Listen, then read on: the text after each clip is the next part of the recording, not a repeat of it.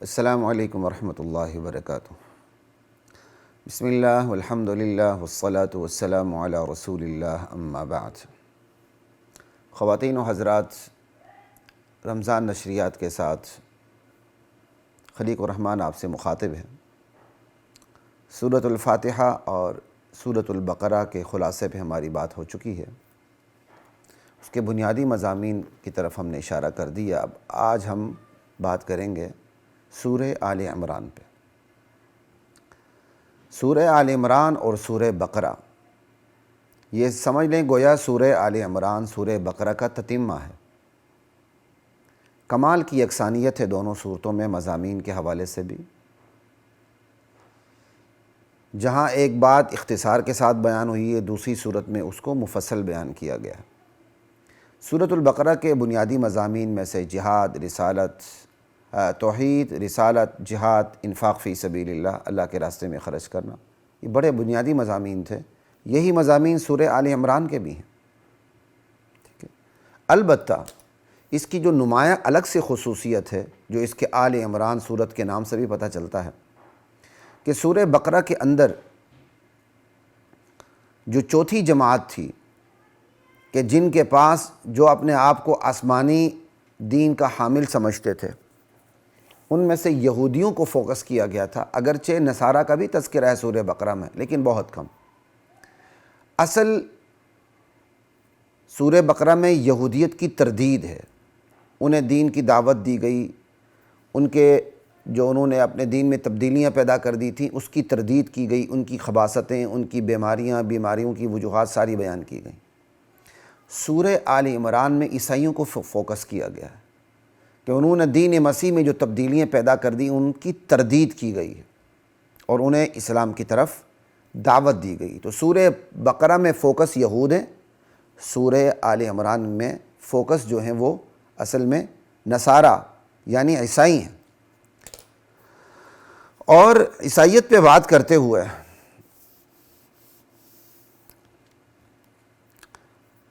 سورہ جو آل عمران ہے، اس میں خصوصیت کے ساتھ حضرت عیسیٰ علیہ السلام کی، حضرت مریم کی علیہ السلام، حضرت زکریا علیہ السلام، ان تینوں کی الوہیت کی نفی کی گئی ہے۔ کہ حضرت مریم ہوں کہ حضرت عیسیٰ ہوں یا حضرت زکریا ہوں، یہ خدائی اختیارات کے مالک نہیں تھے، ان میں خدائی صفات نہیں تھیں۔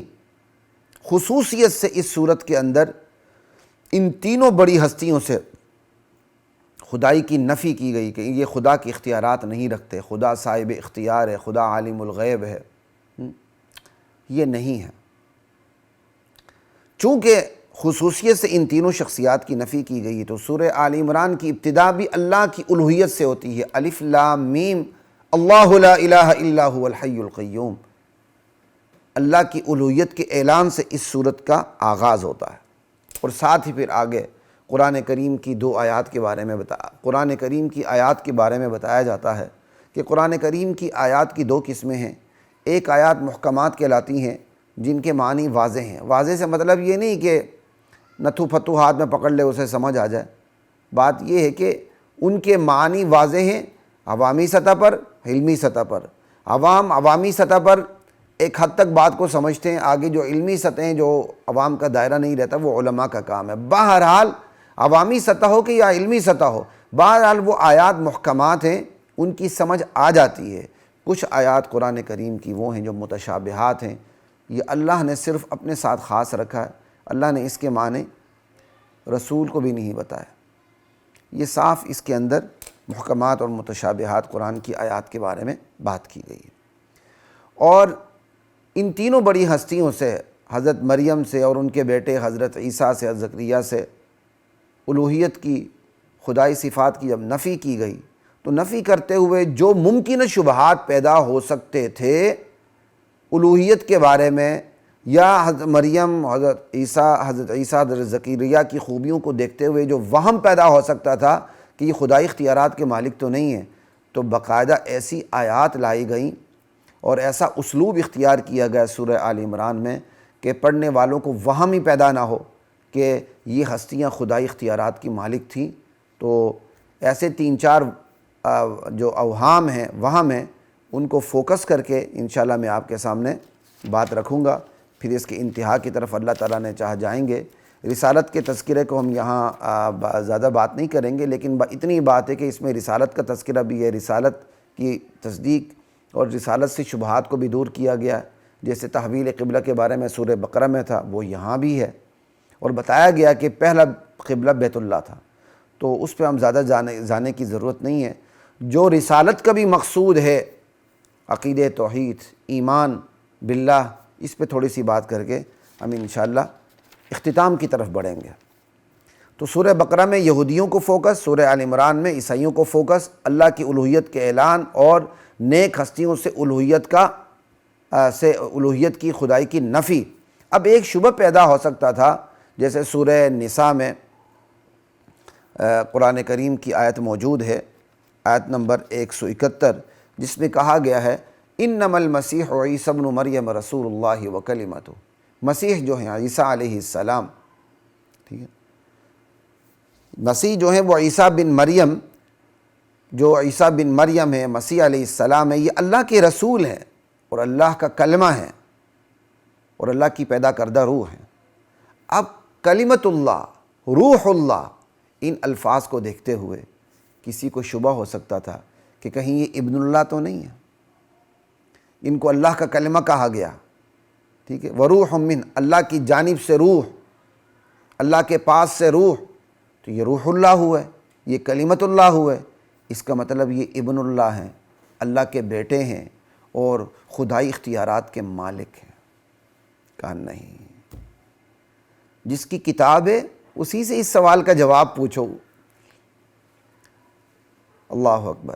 تو اس سوال کا اصل جواب یہ ہے کہ کلمہ کیوں کہا گیا عیسیٰ علیہ السلام کو. پورے قرآن کریم کا مطالعہ کریں، قرآن کریم تو عیسیٰ علیہ السلام سے الوہیت کی نفی کرتا ہے. عیسیٰ علیہ السلام کو قرآن کریم اللہ کا بندہ قرار دیتا ہے. ان اللہ ربی و ربکم فاعبدوہ ھذا صراط مستقیم. وہ کیسے عیسیٰ علیہ السلام کو خدائی درجہ دے سکتا؟ تو کلمہ کا مطلب یہ ہے کہ کلمۃ اللہ کے کلمہ، کیا مطلب؟ اللہ کے کلمہ کن سے حضرت عیسیٰ علیہ السلام پیدا ہوئے، یہ مطلب ہے. ٹھیک ہے. اسی طرح وروح من، اللہ کی جانب سے روح، تو ساری روح اللہ کی جانب سے ہوتی ہیں. اسپیشلی ان کے بارے میں کہہ کر ان کے ساتھ اللہ تعالیٰ نے خاص اپنے تقرب کا، قرب کا اظہار کیا، ان کو عزت بخشی.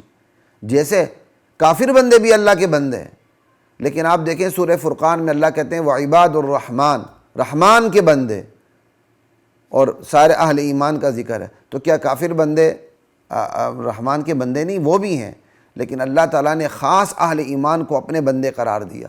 اسی طرح ان عبادی لیس لک علیہم سلطان، کہ شیطان کو اللہ کہتے ہیں میرے بندوں پر تمہاری بات نہیں چلے گی. حالانکہ اللہ کے بندوں میں تو کافر بھی ہیں، لیکن خاص اہل ایمان کے بارے میں اللہ تعالیٰ نے کہا میرے بندے. اسی طرح ساری روحیں اللہ کی ہیں، اللہ کی پیدا کردہ ہیں. تو اسپیشل عیسیٰ علیہ السلام کے بارے میں یہ کہا یہ روح میری جانب سے بھیجی گئی ہے، میں نے کیا کہتے ہیں یہ روح عیسیٰ علیہ السلام کے جسم میں ڈالی ہے. ٹھیک ہے. اللہ اکبر. تو یہ روح منہ کہہ کے اکرام دیا عیسیٰ علیہ السلام کو، کلمت اللہ کہہ کے بتا دیا کہ ان کے باپ نہیں ہیں، یہ تو کلمہ کن سے پیدا ہوئے ہیں. یہ مقصد ہے. بس یہ وہ تشریح ہے جو عوامی سطح تک ہے. ایک علمی سطح کی بات بھی کر دوں، کسی کو سمجھ نہ آئے تو کوئی فرق نہیں پڑتا، سمجھ آئے تو بہت اچھی بات ہے. وہ یہ ہے، ہر زبان کا اپنا اسلوب ہوتا ہے. اردو دان جانتے ہیں کہ اس میں استعارات اور تشبیہات کی ایک دنیا ہے. تو جو عربی زبان ہے وہ اپنے استعارات میں، اپنی تشبیہات میں تو کوئی مقابلہ ہی نہیں رکھتی. تو عربی زبان کے ایک انداز ہے، وہ سبب بول کر مسبب مراد لے لیتے ہیں، مسبب بول کر سبب مراد لے لیتے ہیں. یہ علم المعانی ہے جو نحو کا بھی باب ہے. النحو علم الصرف ام العلوم والنحو ابوہا. ٹھیک ہے. اور النحو ابن البلاغہ، نحو جو ہے بلاغت کا بیٹا ہے. یہ سب کا باپ ہے گرامر میں، بلاغت. یہ علم معانی جو ہے اس کا ایک حصہ علم بیان ہے. علم بیان کی ایک بحث ہے مجاز مرسل. اس کا تعلق اس سے ہے۔ سبب بول کر مسبب مراد لینا، مسبب بول کے سبب مراد لینا، جیسے قرآن کریم کے اندر بھی آسان یا عوامی سطح پر بھی بات سمجھ آ سکتی ہے کہ یوسف علیہ السلام جب جیل میں تھے تو جیل کے ایک قیدی نے کہا کہ میں نے خواب دیکھا ہے کہ میں شراب نچوڑ رہا ہوں، انی آصر خمرہ، میں شراب نچوڑ رہا ہوں۔ تو بھائی شراب تو کوئی نہیں نچوڑتا، انگور نچوڑا جاتا ہے، جو شراب ہے اس کا سبب انگور ہے، تو مسبب جو انگور کیا کہتے ہیں وہ شراب ہے، انگور سبب ہے شراب کا، تو مسبب بول کے دراصل سبب مراد لیا، یعنی میں شراب نچوڑ رہا ہوں، شراب کا جو سبب بنتا ہے، وجہ بنتی انگور، میں انگور نچوڑ رہا ہوں، تو مسبب بول کے سبب مراد لیا۔ تو سبب بول کے بھی مسبب مراد لیا جاتا ہے، یہاں ہے وہ کلمتو، اللہ کا کلمہ، کیا مطلب؟ اللہ کے کلمے کے ذریعے وہ پیدا ہوئے تھے، کن سے پیدا ہوئے، تو کلمہ سبب ہوا، تو مسبب عیسیٰ علیہ السلام ہوئے، تو کلمہ بول کے عیسیٰ علیہ السلام مراد لیے گئے ہیں۔ یہ اگر کیا کہتے ہیں بات سمجھ آ جائے تو بہت اچھی بات ہے، ورنہ کوئی فرق نہیں پڑتا۔ کہنے کی بات یہ ہے کہ جس ہستی کی کتاب ہے اس ہستی سے ہی اس کا مطلب پوچھے کہ اللہ تعالیٰ نے جس ہستی کو اپنا کلمہ کہا ہے اور اپنی جانب سے روح قرار دیا ہے، اس کا مطلب کیا ہے؟ ایک بات یہ تو میں نے آپ کو تشریح کر دی، جو اصل جواب تھا وہ میں نے آپ کو دے دیا۔ تو اس کا مطلب کہ کلمت اللہ کہنا، روح اللہ کہنا، انما المسیح عیسی ابن مریم رسول اللہ وکلمتہ القاہ الی مریم وروح من، یہ دراصل مجمل الفاظ ہیں، تو قرآن کے دیگر جو مفصل الفاظ ہیں انہی سے اس کی تشریح ہوگی، تو انہی کی تشریح میں نے آپ کے سامنے رکھی ہے، ٹھیک ہے؟ تو یعنی یہ مجمل کی تشریح ہے، جیسے اقیم الصلاۃ، نماز پڑھیں، بھائی کیسے نماز پڑھنی ہے؟ حکم تو مجمل ہے، اس کی تفسیر نبی علیہ السلام کی سیرت سے، احادیث سے ثابت ہے، تو وہ مفصل ہو گئی۔ اب یہ اقیم الصلاۃ مجمل نہیں مفصل ہو گیا، کیوں؟ نبی علیہ السلام نے اپنے عمل سے اس کی تفصیل کر دی، ٹھیک ہے؟ یہ بھی اسی طرح مجمل ہیں، قرآن کریم کی دیگر آیات سے پھر یہ بات مجمل نہیں رہتی، واضح ہو جاتی ہے، مفصل ہو جاتی ہے۔ یہی اس کا صحیح جواب۔ بعض معتبر ترین تفاسیر کے اندر لکھا ہے یہ ذکر کر کے کہ بھائی کلمت اللہ کا، روح اللہ کا ہے، تو انہوں نے سمپل سے جواب دے دیا کہ یہ متشابہات میں سے۔ میری طبیعت نہیں مانتی کہ یہ متشابہات میں سے، اس لیے جو میرے نزدیک زیادہ بہتر جواب تھا، اور بڑے بڑے معتبر تفاسیر میں سوال جواب کی صورت قائم نہ کر کے جو تشریحات رکھی گئی اسی کو سامنے رکھتے ہوئے میں نے آپ کو جواب دیا ہے، ٹھیک ہے نا؟ تو اس کو متشابہات میں داخل کرنے کی ضرورت نہیں ہے۔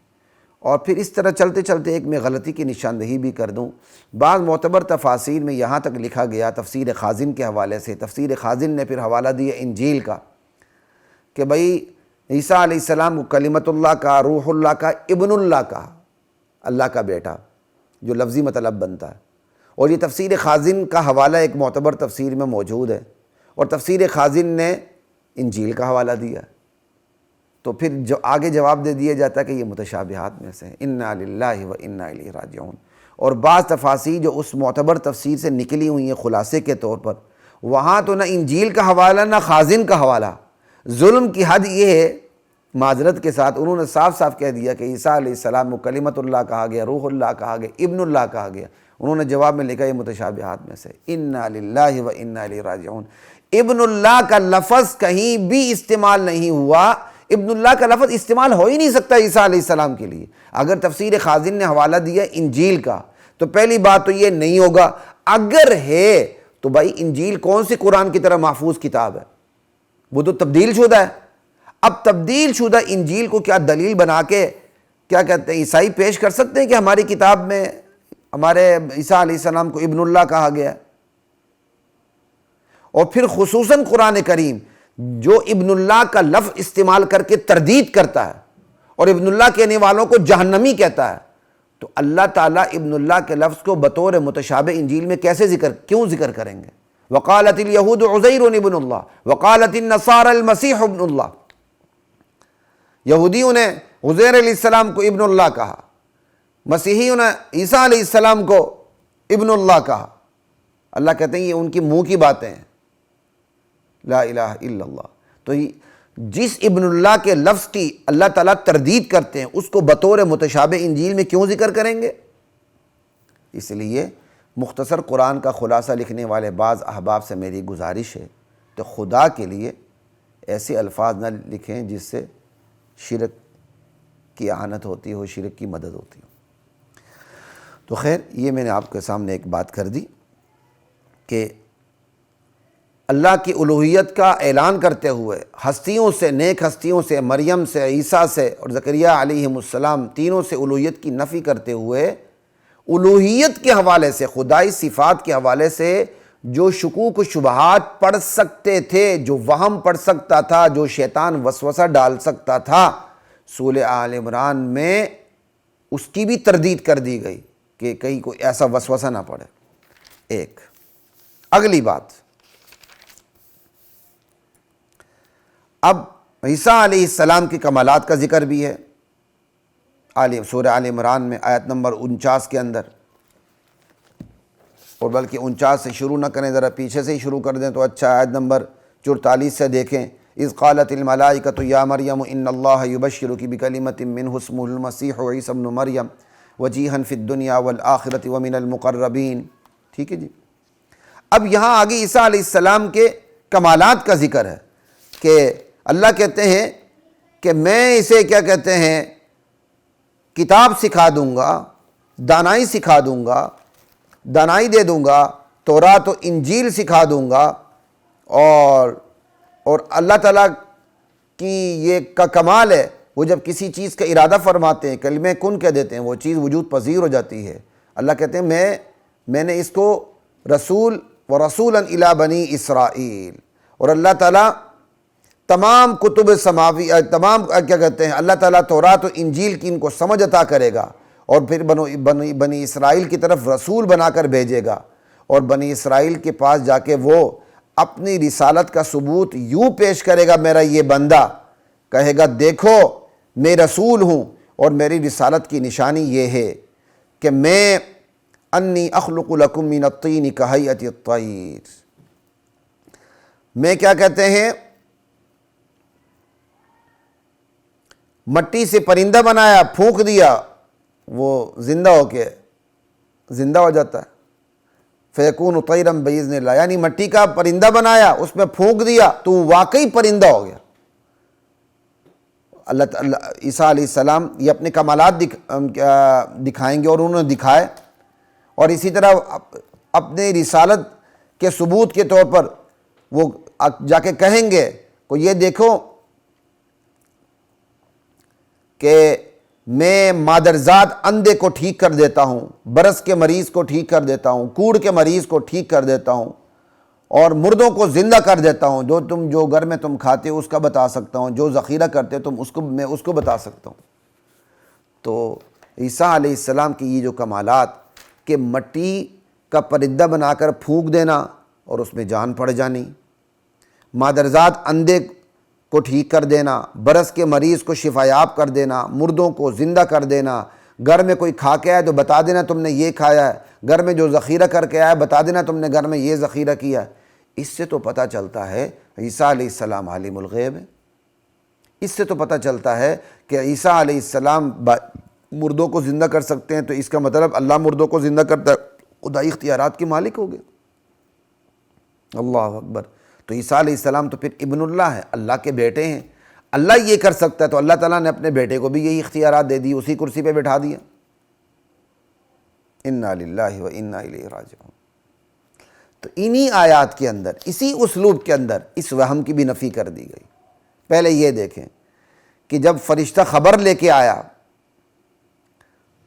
کیا کہتے ہیں، جب فرشتے نے خبر دی اللہ کی طرف سے کہ آپ کا بیٹا ہونا ہے، تو یہ مریم نے کیا کہا تھا، انا یکون لی ولد، میرا بیٹا کیسے ہو سکتا ہے، مجھے تو کسی بشر نے چھوا نہیں، یعنی میرا بیٹا، یہ اس الفاظ نے بتا دیا کہ بیٹا اللہ کا نہیں مریم کا ہے۔ انا یکون لی ولد، بیٹا میرا کیسے ہو سکتا ہے۔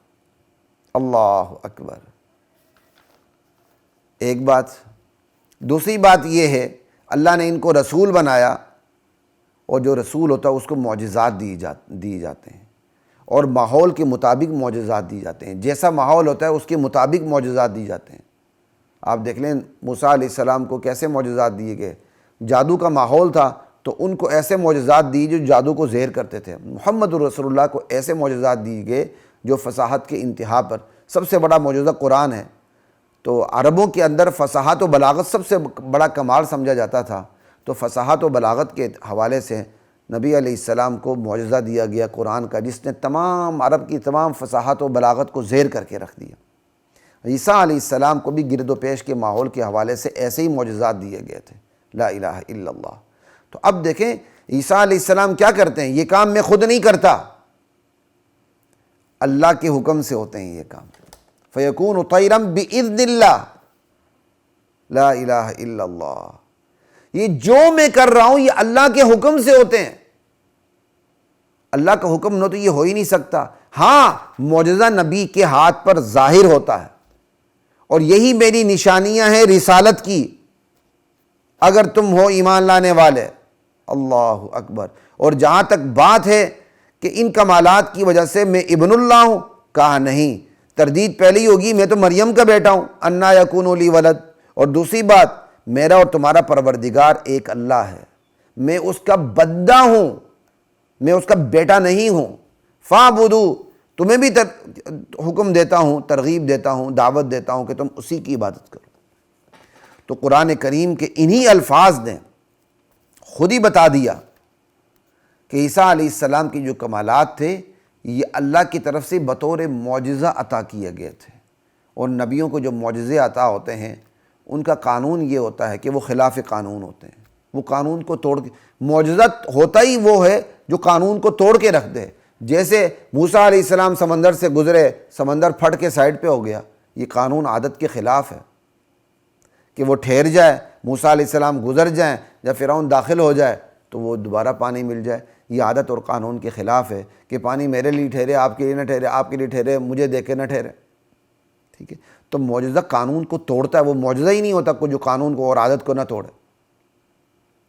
تو قرآن کریم کے انہی الفاظ نے بتا دیا کہ بھائی ان الفاظ کو دیکھتے ہوئے، عیسیٰ علیہ السلام کی ان خوبیوں کو دیکھتے ہوئے تم انہیں الوہیت کے درجے پر نہیں لے جا سکتے، کیونکہ یہ تو معجزات تھے جو اللہ کے حکم سے، اللہ کے حکم سے یہ سارے کام ہوتے تھے، اللہ ہی نے ان کو عطا کیے تھے۔ اللہ اکبر۔ اسی طرح چاند کے 2 ٹکڑے کرنا، اللہ نے چاند کے 2 ٹکڑے کیے تھے، لیکن چاند کے 2 ٹکڑے کرنے کو نبی علیہ السلام پر ظاہر فرمائے تھے۔ اللہ اکبر۔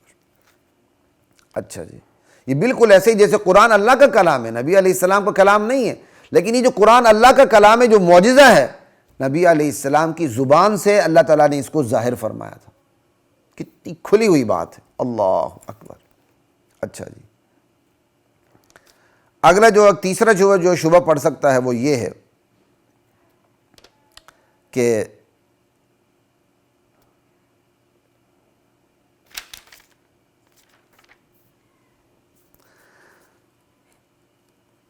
اہل کتاب ایسا بھی کرتے تھے کہ کتاب پڑھتے پڑھتے انجیل پڑھتے اس کے اندر تبدیلیاں کر دیتے تھے، اگلا سمجھتا تھا یہ انجیل کا حصہ ہے، اور اپنی بات کے اندر ملاوٹ کر دیتے تھے۔ قرآن نے اس کا بھی ذکر کر دیا، وَإِنَّ مِنْهُمْ لَفَرِيقًا يَلْوُونَ أَلْسِنَتَهُمْ بِالْكِتَابِ لِتَحْسَبُوهُ مِنَ الْكِتَابِ وَمَا هُوَ مِنَ الْكِتَابِ وَيَقُولُونَ هُوَ مِنْ عِنْدِ اللَّهِ وَمَا هُوَ مِنْ عِنْدِ اللَّهِ، کہ یہ کتاب الہی میں گٹا بڑھا کر اس طرح پیش کرتا ہے جیسے یہ کلام کا حصہ، اور ساتھ یہ کہتے بھی ہیں یہ اللہ کی طرف سے ہے، حالانکہ اللہ کی طرف سے نہیں ہوتا، یہ اللہ پہ جھوٹ باندھتے ہیں۔ اللہ اکبر، یہ اللہ پہ جھوٹ باندھتے ہیں، یعنی کتاب اللہ کے اندر تبدیلیاں پیدا کرتے ہیں۔ اب وہی بات ہو گئی جو میں نے پہلے ذکر کی تھی، جو تفسیر خازن کے حوالے سے، کہ تفسیر خازن نے کہا انجیل میں ابن اللہ لکھا ہوا ہے، تو بھائی ابن اللہ انجیل میں اللہ نے نہیں لکھا، یہ بعد میں تبدیلیاں ہوئی ہیں، لوگوں نے کی ہیں۔ اب یہ آیت بھی بتاتی ہے کہ اہل کتاب کا یہ وتیرہ تھا کہ وہ اپنی طرف سے اضافے کرتے تھے اور اس کو کتاب کا حصہ بتاتے تھے، باور کرواتے تھے کہ یہ کتاب اللہ کا حصہ ہے، یہ اللہ کی کتاب کا حصہ ہے، حالانکہ وہ اللہ کی کتاب کا حصہ نہیں ہوتا تھا۔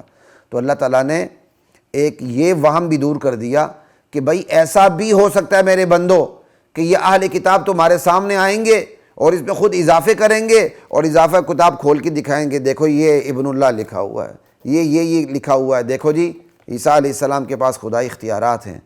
کہا نا نا نا، سمجھ آئی، یہ ایسا ہو ہی نہیں سکتا۔ تو یعنی یہ اپنے مقاصد کے لیے کتاب اللہ میں تبدیلی پیدا کرتے ہیں، اپنے مقاصد کے لیے۔ اللہ اکبر۔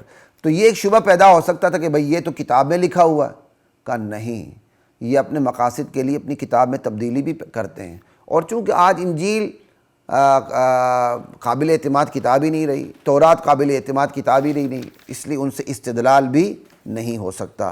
تو اللہ تعالیٰ نے جو امکان بھی پڑھ سکتا تھا کہ میرے بندے امکان کیا کہتے ہیں اس طرف جائیں، ان کی کتاب کو دیکھیں، خدا کی کتاب میں لکھا ہوا ہے، تو اللہ تعالیٰ نے صاف بتا دیا قرآن کریم کے سوا جتنی بھی کتابیں ہیں وہ تبدیل شدہ ہیں۔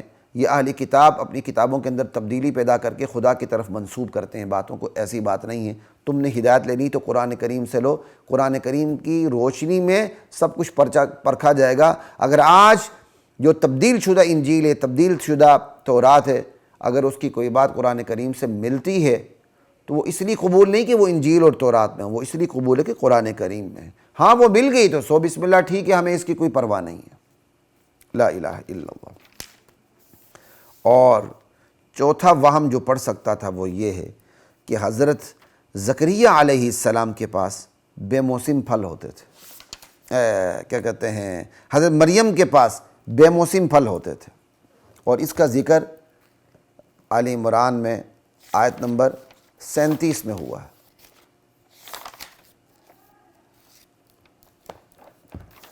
جب حضرت زکریہ علیہ السلام حضرت مریم کے حجرے میں جاتے تھے تو وہاں بے موسم پھل دیکھتے تھے، تو حضرت زکریہ کہتے تھے انا لکی ھذا، مریم یہ تمہارے پاس کہاں سے آتے ہیں؟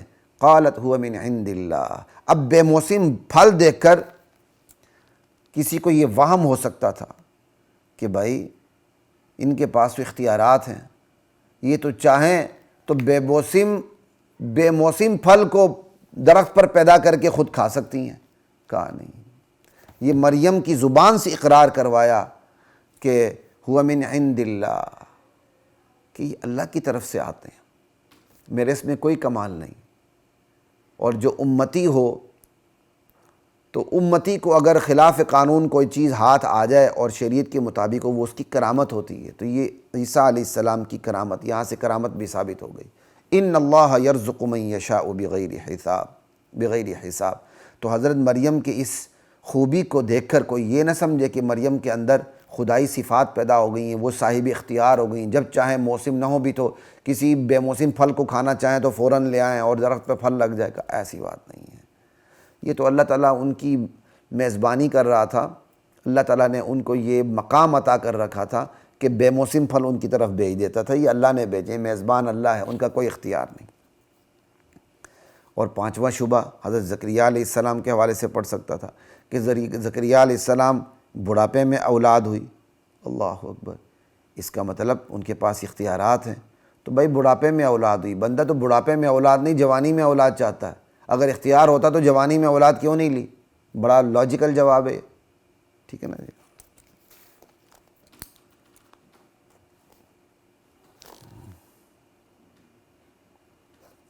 اللہ اکبر، میں نے کہا چلو یہ نقطہ لکھ بھی لوں جو اللہ تعالیٰ نے ذہن میں ڈالا تھا۔ بندہ جوانی میں اولاد چاہتا ہے، وہ چاہتا ہے جوانی میں اولاد ہو تاکہ میں بڑھاپے کی دہلیز پہ قدم رکھوں تو میرے بچے مجھے سنبھالنے والے موجود ہوں۔ یہ تو بڑھاپے میں جا کے اولاد ہو رہی ہے، تو یہ تو سوال اٹھتا ہی نہیں ہے۔ لیکن عقل کے اندھوں کے سامنے سوال تو اٹھ سکتا ہے، شیطان سوال ڈال سکتا ہے، دیکھو جی بوڑھا خود بوڑھے، بیوی بانچ، بیٹا ہو گیا، اس کا مطلب بیٹے لینے کا اختیار ہے۔ کہا نہ، اختیار ہوتا تو دعا نہ کرتے، فریاد نہ کر لے، اللہ کے ترلے نہ کرتے۔ یہ آیت نمبر 38 میں صاف کہہ دیا زکریہ علیہ السلام کے بارے میں کہ میرے بندے زکریہ نے مریم کے پاس جب بے موسم پھل دیکھے تو جذبات میں آ گئے، وہ وہیں کھڑے کھڑے دعا کی، پہلے بھی دعا کر رہے تھے، اللہ نے اب تک قبول نہیں کی تھی، تو ہاتھ اٹھا کے دعا کی۔ قبول کا مطلب اس وقت تک دیا نہیں تھا، ٹھیک ہے جی۔ ہاتھ اٹھا کے دعا کی. ہنالک دعا زکریا رب، وہیں کھڑے کھڑے دعا کی، وہیں جہاں جب کہا ان کے پاس بے موسم پھل کہاں سے آتے ہیں جواب دیا، تو وہیں حضرت زکریا علیہ السلام جذبات میں آ گئے کہ اے اللہ تو مریم کو بے موسم پھل دے سکتا ہے، اس بڑھاپے میں بیوی میری بانجھ ہے، موسم نہیں ہے اولاد کا، تو مجھے بھی بے موسم پھل اولاد کی صورت میں دے سکتا ہے. اللہ اکبر. رب ہب لی من لدنک ذریۃ طیبہ، اور صرف نری اولاد نہیں مانگی، پاکیزہ اولاد مانگی. ذریۃ طیبہ انک سمیع الدعاء. اللہ اکبر. تو زکریا علیہ السلام اگر بااختیار ہوتے اللہ سے نہ مانگتے، تو اس آیات نے بھی بتا دیا، وہم دور کر دیے کہ کسی کو وہم نہ ہو زکریا علیہ السلام کی اس خوبی کو دیکھ کر بڑھاپے میں اولاد ہوئی، بیوی بانجھ تھی، وہ صاحب اختیار کا نہیں کوئی صاحب اختیار. یہ 5 وہموں کا جواب سورہ آل عمران میں اسپیشلی دیا گیا ہے. 5 طریقوں سے الوہیت کی نفی کی گئی ہے اللہ کے علاوہ ان ہستیوں سے. ٹھیک ہے. اب قرآن کی حساسیت دیکھیں. قرآن جو سورہ آل عمران میں اہل کتاب نصارہ کو، عیسائیوں کو فوکس کر کے ان کے مذہب کی تردید کرتا ہے، تو قرآن اللہ تو اللہ ہے نا، اللہ کو پتہ ہے کہ یہ جو شیطان ہے یہ میرے آخری نبی کی امتیوں کے دل میں بھی یہ بات ڈال سکتا ہے. دیکھو تمہارے نبی تو مکے میں پیدا ہوئے تھے، یہ تو سینکڑوں سال پہلے کی بات ہے، حضرت مریم کی، حضرت عیسیٰ کی، حضرت زکریا کی، یہ کیسے بتا دی؟ اس کا مطلب تمہارا جو نبی تھا وہ عالم الغیب تھا، تمہارا نبی وہاں موجود تھا، اس لیے تو ساری خبر من وعن بتا دی. انا للہ و انا الیہ راجعون. اب قرآن کی حساسیت دیکھیں. یہ سب کچھ نقل کرنے کے بعد اس امت کو چوکنا رکھنے کے لیے کہ یہ امت کہیں شیطان کے وسوسے میں نہ آ جائے، صاف کہہ دیا ذالک من انباء الغیب، لا الہ الا اللہ، ذالک من انباء الغیب.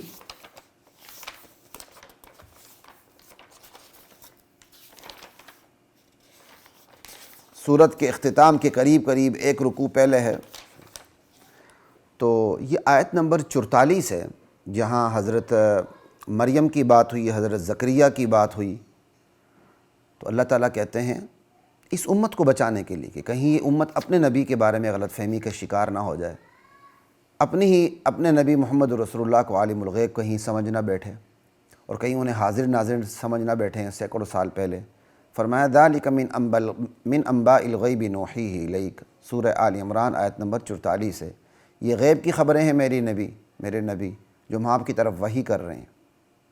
یعنی صاف بتا دی، آپ کو پتہ نہیں تھا، یہ تو غیب کی باتیں جو ہم آپ کو بتا رہے ہیں.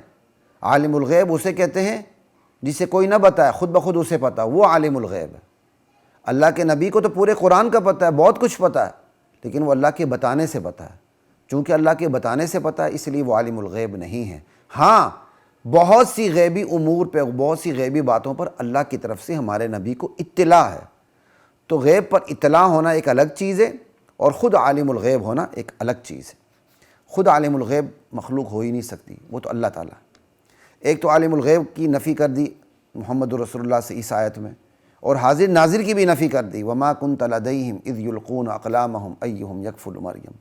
میرے نبی آپ ان کے پاس تھے ہی نہیں جب وہ قرآن اندازی کر رہے تھے، قلموں کو پھینک رہے تھے، قرآن اندازی کر رہے تھے کہ کون مریم کا کفیل ہوگا. آپ اس وقت تھے ہی نہیں جب وہ مریم کی کفالت کے بارے میں ایک دوسرے سے جھگڑا کر رہے تھے. یعنی صاف بتا دیا آپ وہاں موجود نہیں تھے. تو اللہ کے نبی سے حاضر ناظر کی بھی نفی کر دی، عالم الغیب ہونے کی بھی نفی کر دی.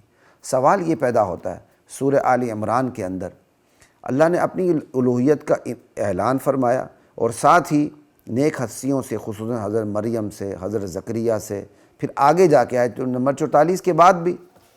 ٹھیک ہے نا جی، یہ تو درمیان میں اللہ تعالیٰ نے کہہ دیا، لیکن آیت کا تعلق تو پھر بعد سے بھی ہے. تو حضرت عیسیٰ علیہ السلام سے بھی الوہیت کی نفی کی، اور درمیان میں یہ فرما دی کہ غیب کی خبریں ہم آپ کی طرف وحی کر رہے ہیں، آپ وہاں موجود نہیں تھے. تو اللہ کے نبی کو بھی تو پتہ تھا کہ یہ غیب کی خبریں مجھے پتہ نہیں ہیں، اور اللہ بتا رہے ہیں، اور میں وہاں موجود نہیں تھا. لیکن اس کی ضرورت کیا پڑی؟ ضرورت یہی کہ یہ امت چوکنا ہو جائے، شرک میں مبتلا نہ ہو، اپنے نبی کو عالم الغیب اور حاضر ناظر نہ سمجھ لے. تو آپ یہ دیکھیں سورہ بقرہ ہو کہ سورہ آل عمران، دونوں کے اندر فوکس کیا گیا، بقرہ میں یہود کو اور آل عمران کے اندر عیسائیوں کو، نصارہ کو فوکس کر کے بات کی گئی۔ تو میں آپ کو شروع میں بتا چکا ہوں کہ میں 3 جماعتوں کی بجائے 4 جماعتیں بناتا ہوں۔ ایک وہ کافر ہیں جن کے پاس آسمانی کتاب ہی نہیں تھی، جب ان کے پاس آسمانی کتاب قرآن کریم آئی اس کا انکار کر کے وہ کافر ہو گئے، اور ایک اوپر سے مسلمان اندر سے کافر ہو کے منافق ٹھہرے، اور ایک مومن ٹھہرے، 3۔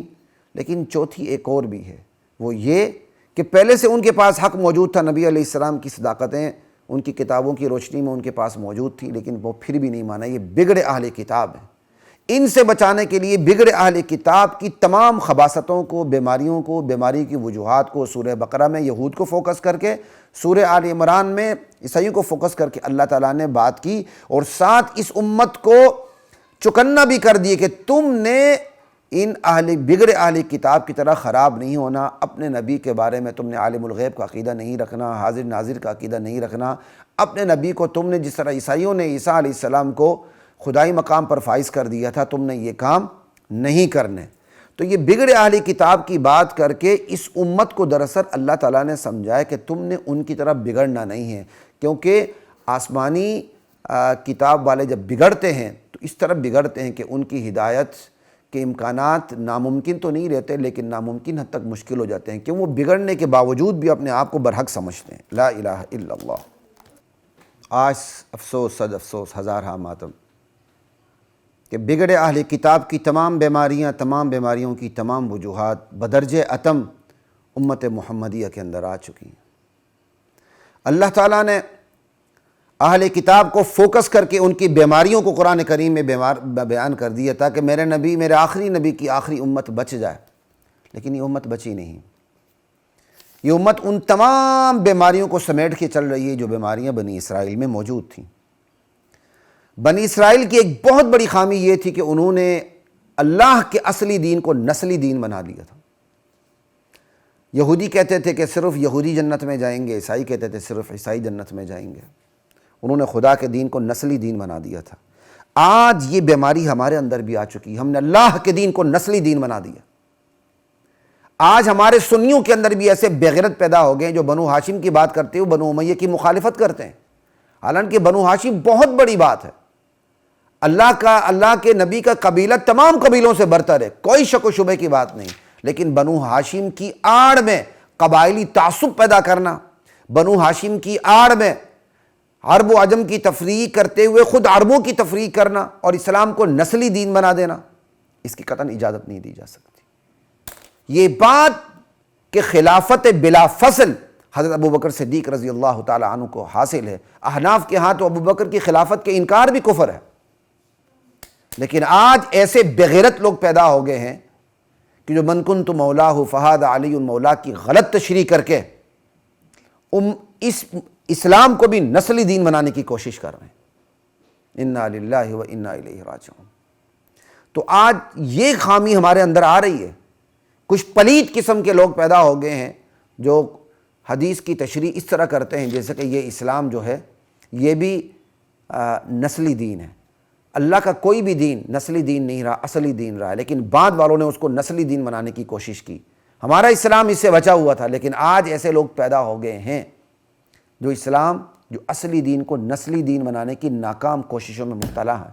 انشاءاللہ یہ لوگ یہاں بھی ذلیل و خوار ہوں گے، اور اگر ان کو ہدایت نہیں ملی تو وہاں بھی یہ ذلیل و خوار ہوں گے۔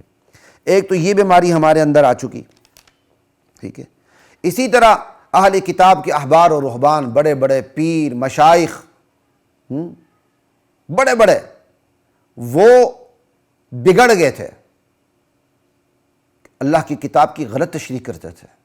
یہی احبار و رہبان آج اس امت میں بھی پیدا ہو چکے ہیں۔ بڑے بڑے پیر ہیں، نام کے پیر، بڑے بڑے مولوی ہیں، نام کے مولوی، لیکن دین کے نام پہ وہ شرک بیان کرتے ہیں، بالکل اسی طرح شرک بیان کرتے ہیں، بالکل اسی طرح اللہ کے علاوہ نیک ہستیوں کے لیے خدائی اختیارات ثابت کرتے ہیں جس طرح یہ بنی اسرائیل کرتے تھے۔ یہ خامی بھی بدرجہ اتم آج ہمارے اندر موجود ہے۔ اللہ اکبر۔ ہاں، قرآن کریم کے لفظ میں تحریف ممکن نہیں کہ قرآن کریم کے الفاظ کو نکال کر دوسرے الفاظ ایڈٹ کر دیے جائیں، یہ اللہ نے ضمانت لے لی ہے۔ یہ اللہ تعالیٰ نے اس کی حفاظت کا وعدہ کیا ہے، یہ تو ممکن ہی نہیں، اس کا زندہ معجزہ ہے، لیکن قرآن کریم کے الفاظ کی تفسیر کے اندر من مانی تشریحات آج موجود ہیں۔ یہ بھی اہل کتاب کی پیروی ہے پیچھے پیچھے۔ اہل کتاب تو دونوں کام کرتے تھے، لفظوں میں بھی تبدیلی پیدا کرتے تھے، معنی میں بھی تبدیلی پیدا کرتے تھے، اور چونکہ یہ قرآن، یہ دین آخری دین ہے، یہ کتاب آخری کتاب ہے، اس کے لفظوں میں تبدیلی تو ممکن نہیں ہے کیونکہ خدا نے اس کی حفاظت کا ذمہ لیا، لیکن اس کے معنی میں تبدیلی پیدا کرتے ہیں۔ آج یہ ہے، انا للہ و انا الیہ راجعون۔ اسی طرح میں نے ایک دفعہ ایک چینل پہ سنا، ایک بندہ کہہ رہا تھا وَلَلْآخِرَةُ خَيْرٌ لَكَ مِنَ الْأُولَىٰ، میرے نبی آپ کا آغاز آپ کے انجام سے بہتر ہے، آپ کا انجام آپ کے آغاز سے بہتر ہے۔ پھر وہ خود سوال قائم کرتا ہے، وہ آغاز کیا ہے جو انجام سے کمتر ہے، وہ انجام کیا ہے جو آغاز سے برتر ہے؟ کہتا نبی علیہ السلام کے آغاز میں ابراہیم، اسماعیل، اس طرح، انجام میں حسن، حسین، یہ اس طرح۔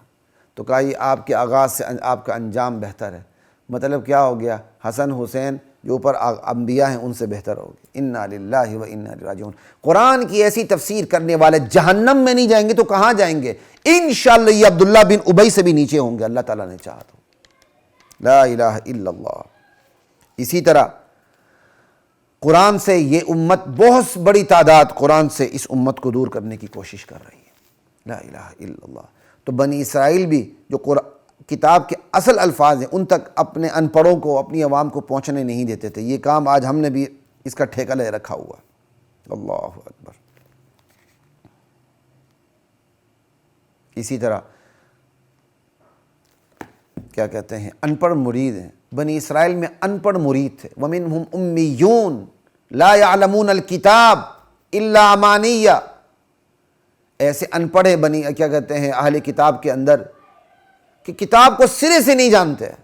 یہ ان پڑھ مرید ہمارے ہاں بھی پیدا ہو چکے ہیں، قرآن کو سرے سے نہیں جانتے، صرف خواہشات ہیں کہ بس پیر صاحب کو ہم نے پیری مریدی کر لی ہے، بس پیر صاحب نے ہمیں ضمانت دے دی، وہ ہمیں جنت کا ٹھیکہ مل گیا، ہمیں جنت ملے گی کیونکہ ہم فلاں حضرت کے مرید ہیں۔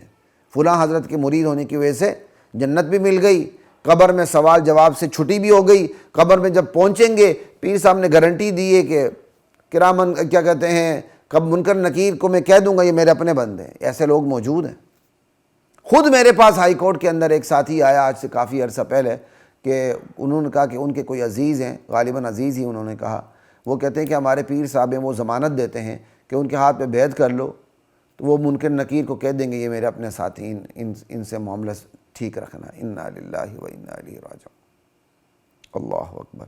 ان پڑھ مرید یہود و نصارہ کی طرح ہم میں بھی موجود، جاہل پیر یہود و نصارہ کی طرح ہم میں بھی موجود، گمراہ علماء مشائخ پیر یہود و نصارہ کی طرح ہم میں بھی موجود، خوابوں پر تکیہ قرآن کو چھوڑ کے، وہ بھی کتاب کو چھوڑ کے لوگوں کو جھوٹی باتوں پہ لگا دیتے، ہمارے بھی یہی ہے۔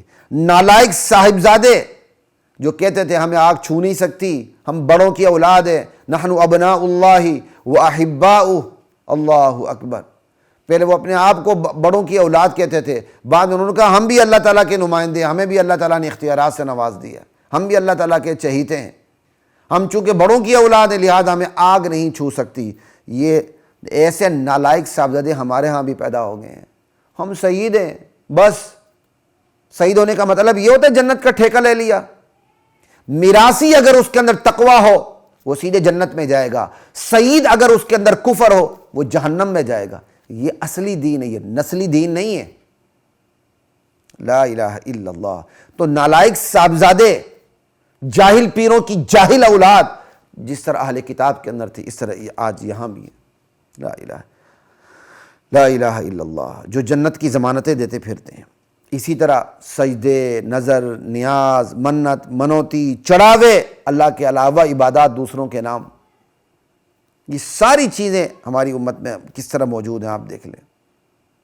الوہیت کے مقام پر یہ امتی کو لے گئے، جس طرح عیسیٰ علیہ السلام کو یہ لوگ الوہیت کے مقام پہ لے گئے، اور عیسیٰ علیہ السلام نے کے بارے میں اللہ کے نبی نے فرمایا تھا اپنی امت کو لا تطرونی کما اطرت النصارى عیسی ابن مریم، مجھے محبت میں اس طرح بڑھانا دینا جس طرح عیسیٰ کو علیہ السلام کو نصارہ نے محبت میں بڑھا کے الوہیت کے مقام پہ فائز کر دیا تھا، تم میرے ساتھ ایسا سلوک نہ کرنا۔